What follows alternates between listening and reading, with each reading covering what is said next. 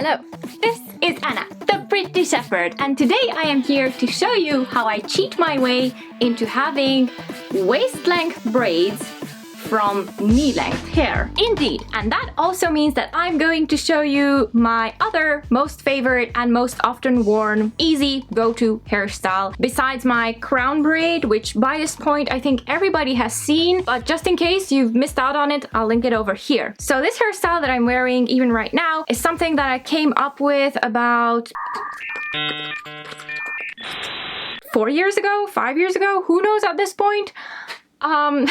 It's probably one of the most versatile hairstyles that I ever came across. Something that you can add so much variety to, not only by accessorizing it, but just by playing with the placement of the braids. So without further ado, just let me walk you through my 4 or 5, well, it all depends on how you count them, variations on this hairstyle, which are all super easy and barely an inconvenience. We're going to start out with fully brushed out hair, and we're going to create a kind of sort of middle parting and then just braid the two parts of hair into two simple English braids. One thing that I like to pay attention to when starting the braid is to always start with the back section and then continue with the front section and then just go on with the braid. This is going to come in handy a little bit later, and I'll explain why as we go.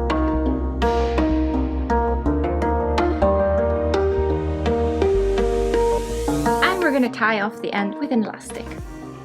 Done! And now we'll do the exact same thing on the other side. We're going to start off with the back section and then the front section, and then just go on braiding.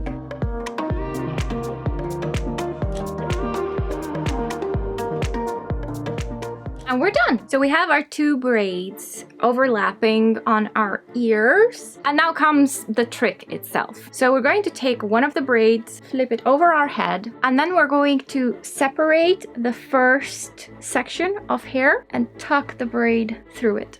And now we'll do the exact same thing with the other braid. Flip it over, kind of feel the first section of hair and push it through. Besides symmetry, this is why it's best to make sure the front strand goes second. This way, it creates a slightly larger pocket for the braid to go through. You can give it a little pull, and there you have it. This is my genius. Well, it's not really genius, but you know, I've had so much trouble trying to pull off cutesy braids with my super duper long hair, because whenever I do braids, it's just very, very long, and not trying to complain, oh my gosh, I'm not trying to. This is exactly why I invented this little trick. I can hide part of the length and I still have like cute waist length braids. So as you can see, these braids actually kind of sit in their place pretty nicely. But if you are going to do any sort of physical activity or, you know, just go about your day running errands, you can't really pay attention to giving them a tug every once in a while. All you need to do is add a few clippies or bobby pins. I think it looks really, really cute with the butterfly clips, like actual butterfly shaped clips. But if you want a more subdued look, you can absolutely opt for bobby pins. Now maybe it's just me, but I am so very used to not having hair hanging over in my face that sometimes this hairstyle is a little bit too much for me.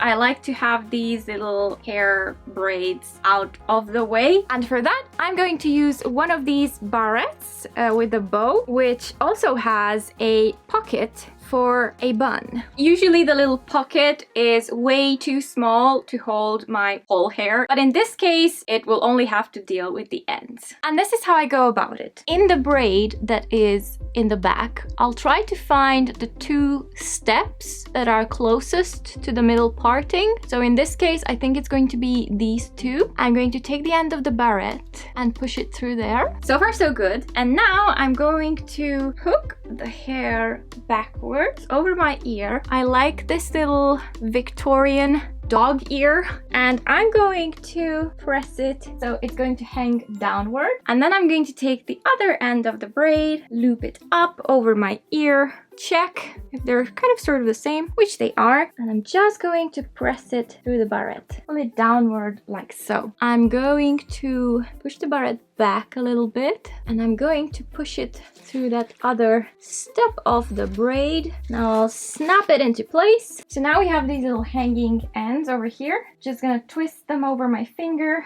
and push them into the bun holder. Great success.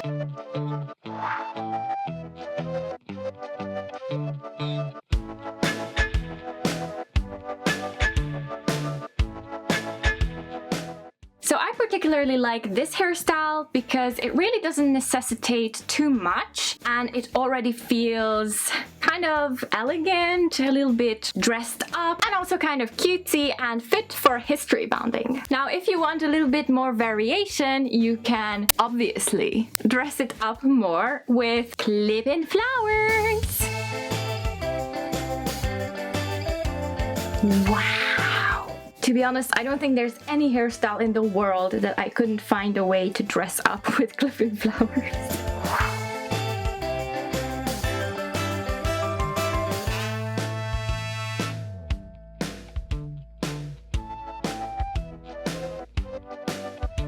And believe it or not, I can dress this up even further. For that, I will actually have to remove the bow, only to add the bow right back in there, but without these braids. And now all I'm going to do is add ribbons to my braids. If you need any help, then I have a video just about that topic which you can watch.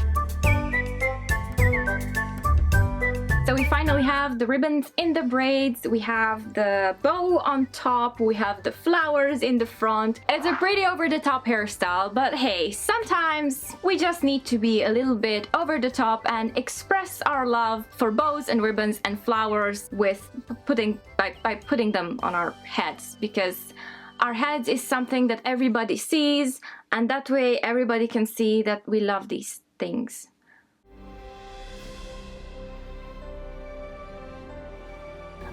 Excuse me, what about normal people? You keep on forgetting. Some of us don't want to look like spring forest fairies farted all over our heads. Okay, I hear you.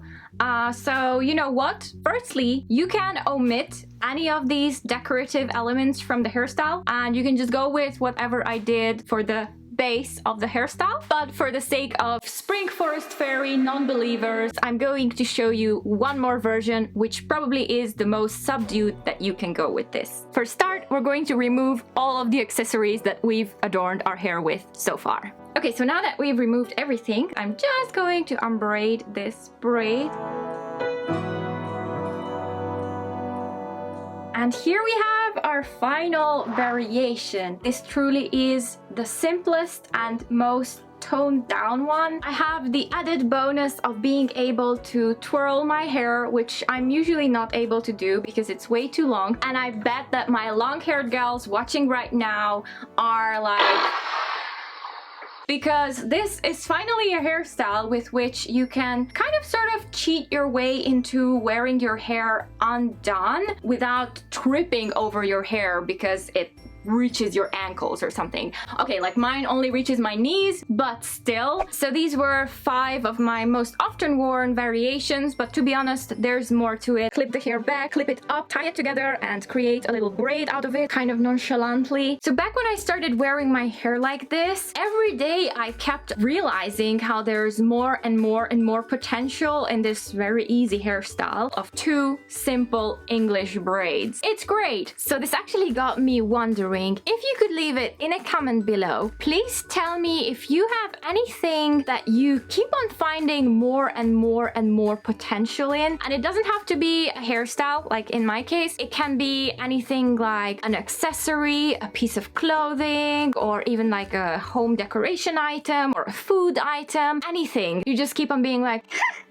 I didn't realize I could use it like that. I love these sort of things because I live in a really super teeny tiny house. Not too many things fit into here. So anything that can be used multi-purposely is a very welcome addition to my household. Please leave me in a comment below if you have discovered anything like that in your own life. So yet again, this is one of those hairstyles that you can try out if you've been on the lookout for another simple hairstyle like my other go-to crown braid. In case you decide to post pictures about it over on Instagram, then please tag me because I love seeing how my hairstyles work out with the hair colors and textures of other people. I really hope you've enjoyed this video, and if Folkcore and Cottagecore and history bounding is your cup of tea, then do subscribe to my channel because that's a lot of what my channel does, or what I do on my channel.